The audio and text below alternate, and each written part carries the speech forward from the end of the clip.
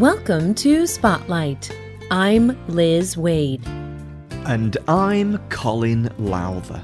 Spotlight uses a special English method of broadcasting.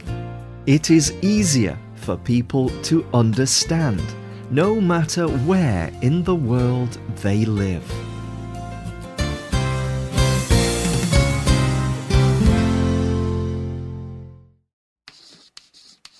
We are a group of friends from Matenwe village, Zanzibar. We are in Form 3. Next year, we will sit our final tests in English. We will probably all fail. These words are written in white chalk on a school blackboard.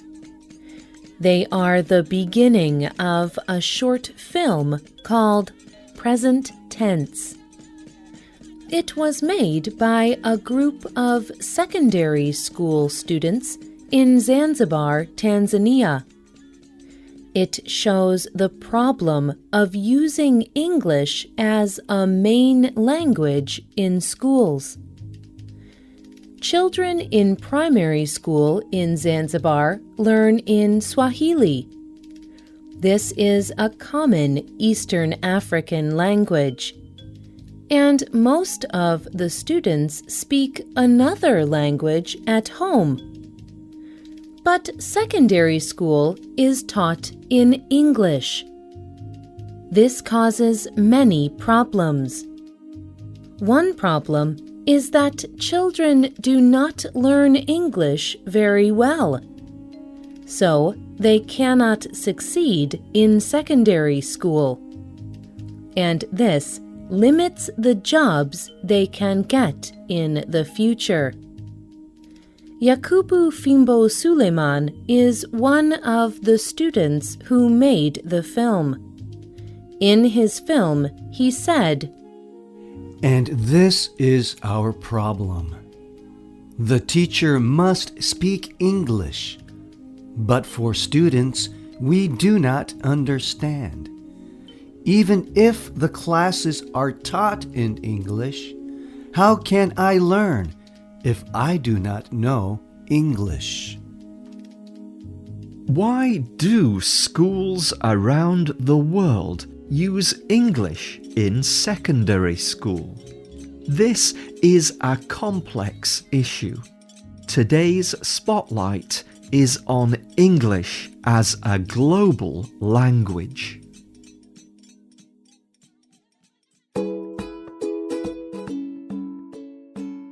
Almost 850 million people speak English as their first language. And over 500 million people speak English as a second language. English is the most popular foreign language to learn.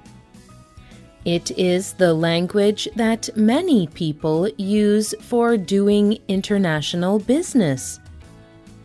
It is also a common language for education.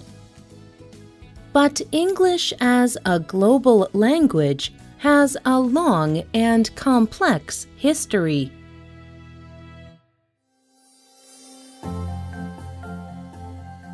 The English language is native to Great Britain in Northern Europe.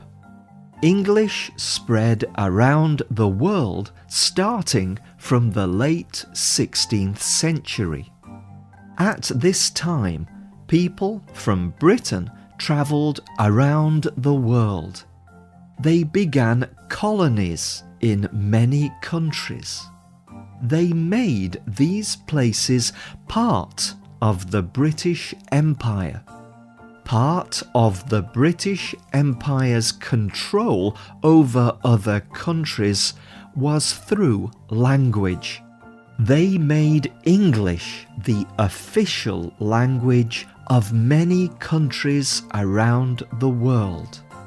Other nations, such as France and Spain, also colonized foreign countries in a similar way. Today, most of the countries that were colonized are now independent nations.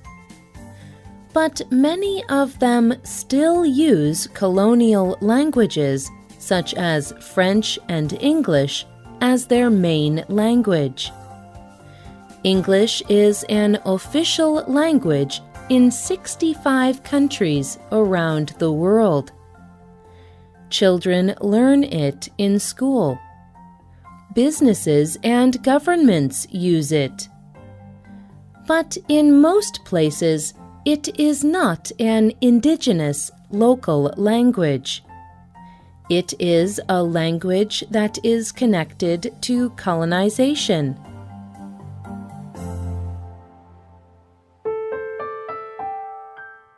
Colonization had many harmful effects on countries around the world. It was a system that often treated local people as if they were not as good. Today, some people think that using English now sends the same message. They think that using English can make people think that their own native language is not as good. Kwame Anthony Appiah is a Ghanaian British writer. In an essay about language, he writes, "Colonial education created a generation surrounded by the literature of the colonizers. True African independence needs a literature of one's own."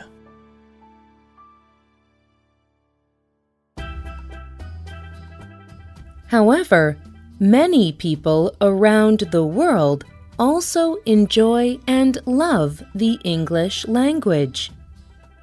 Some people say that the language can be enjoyed by anyone around the world. Derek Walcott is a famous poet from the Caribbean.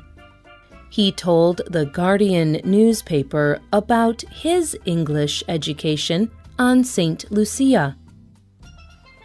I had a very good English education.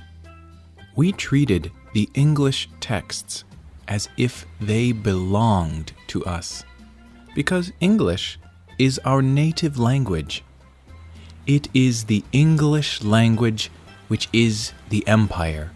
Great poets are not its servants, but its princes.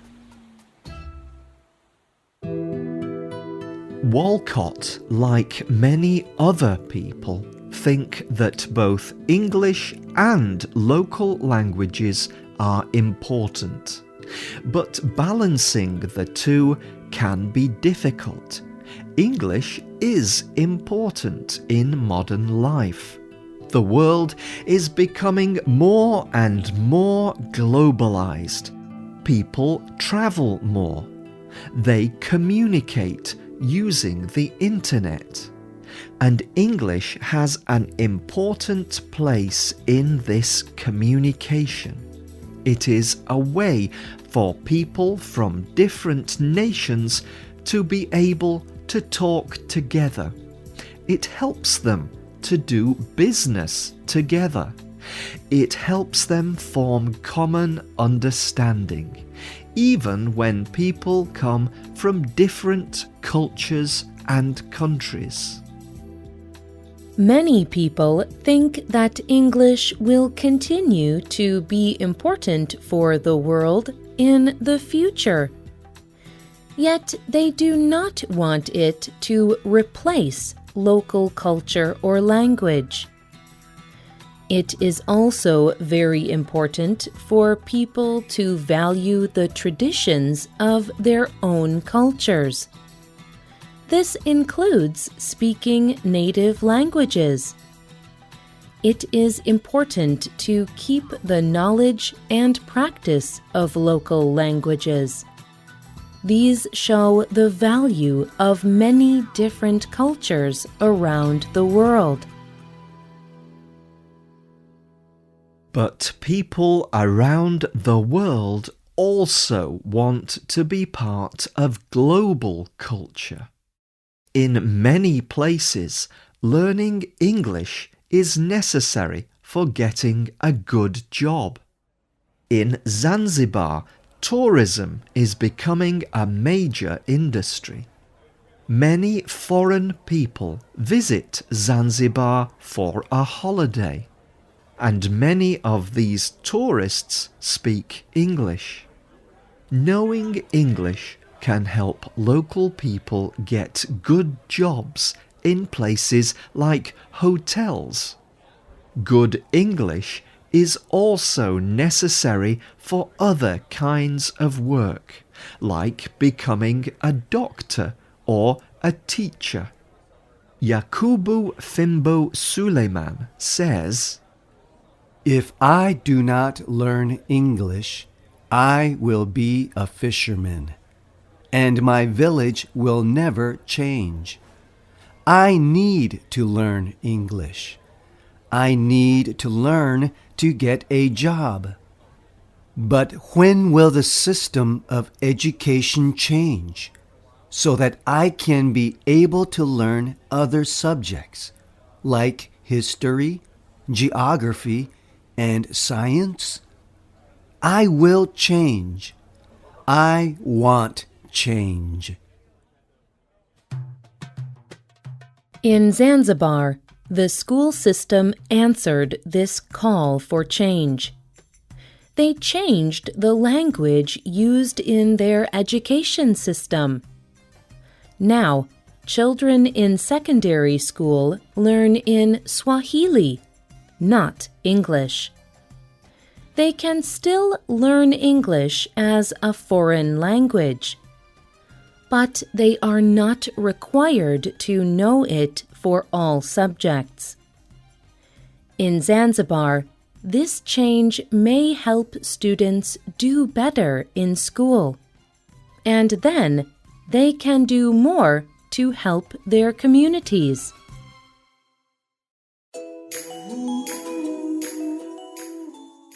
How do you think the English language can be used for positive change?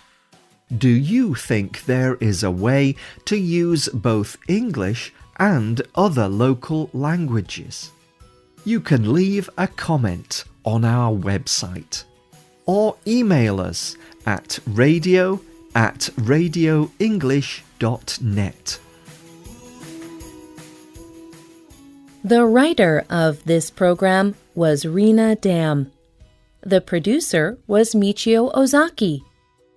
The voices you heard were from the United States and the United Kingdom. All quotes were adapted for this program and voiced by Spotlight. You can listen to this program again and read it on the internet at www.radioenglish.net. This program is called The Global Future of English. We hope you can join us again for the next Spotlight program. Goodbye.